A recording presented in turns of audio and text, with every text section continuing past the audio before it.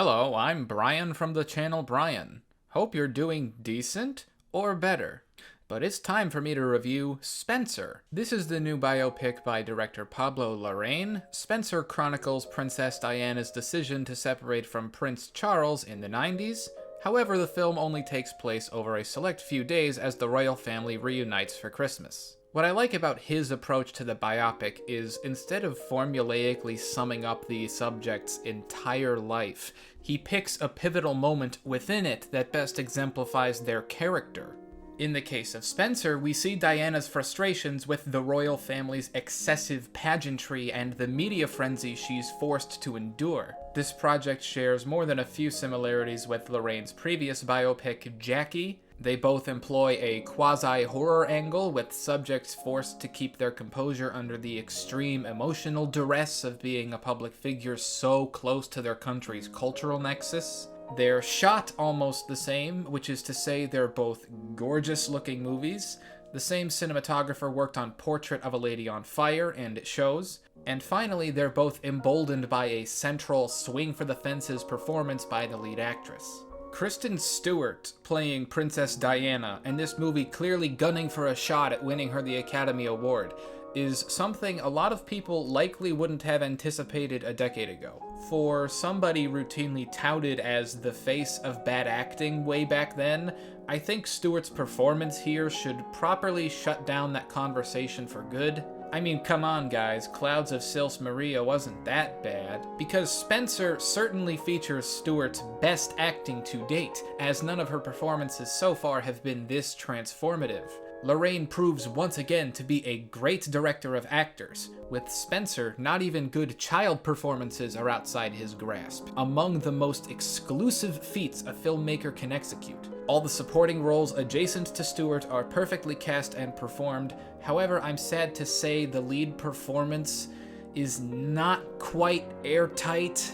Stewart, more than her Twilight co-star Robert Pattinson, has struggled to distinguish herself in my head from that movie because her instinctual facial and speaking cues are so unmistakably similar to how she performed Bella Swan, which results in, I'd say, a good 8 out of 10 scenes where the performance is so well done I'm convinced she's Diana, like thoroughly, but for those remaining 2, her signature physical tics peek through and are so noticeable I'm pulled out of the movie because I just see Kristen Stewart. And I'm pissed because she's great, but I want to say she was perfect. It'd be so easy to play Diana as solely a victim, but Stewart and Larrain collaboratively bring out this robust portrait of her passion, her anger, and strength, too.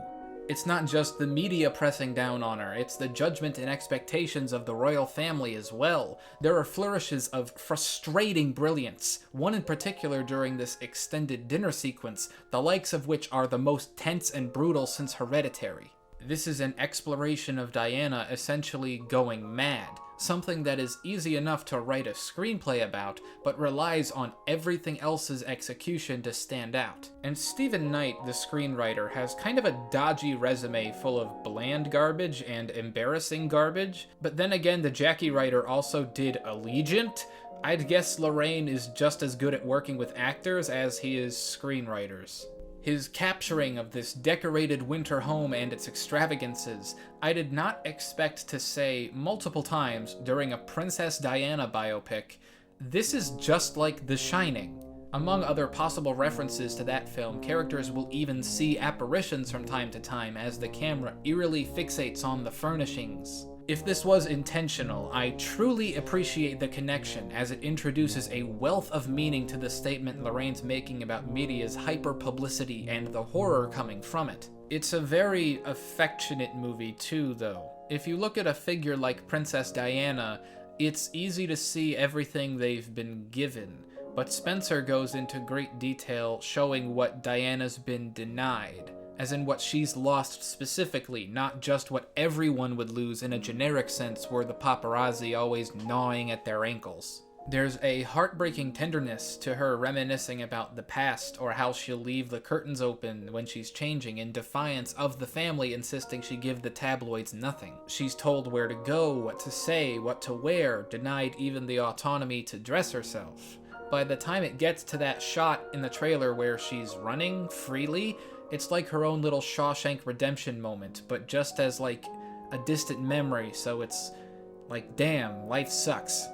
Another defining feature of the film being Johnny Greenwood's score absolutely nailing both the intended dread and regality. If anything comes up short in Spencer, it's the metaphors are sometimes a little on the nose.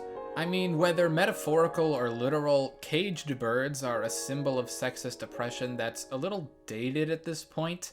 I understand the historical, traditional significance of how this is implemented into the story, but it's a little base. If we're going to compare this to Jackie, Spencer is a linear narrative as opposed to having the advantage of the former's retrospective framing device. For most of the movie, this is not much of an issue. I actually think the lack of defined structure worked to Jackie's advantage in ways it may not have for Spencer. But towards the end, it fits into a more conventional, tropey, dramatic mold. It felt like they just could have stuck the landing in a way that didn't take away from the film's naturalistic hot streak. But overall, Spencer is another solid showcase of Pablo Larrain's delicate, beautiful visual language, featuring a great, if minorly imperfect, redemptive performance by Kristen Stewart. Very solid film. I think with the help of an even better screenwriter, Larrain has the potential to make a classic, a staple of the biopic genre. Spencer's not quite there, but it's still pretty damn good. I'm giving Spencer a 7. Anyway, did you like this movie more than me? Less than me? Well, if you care to, please tell me. And if you like not only words, but the way I arrange and then say them, please consider giving this video a like and subscribing to me, Brian from the channel Brian. Thank you and goodbye.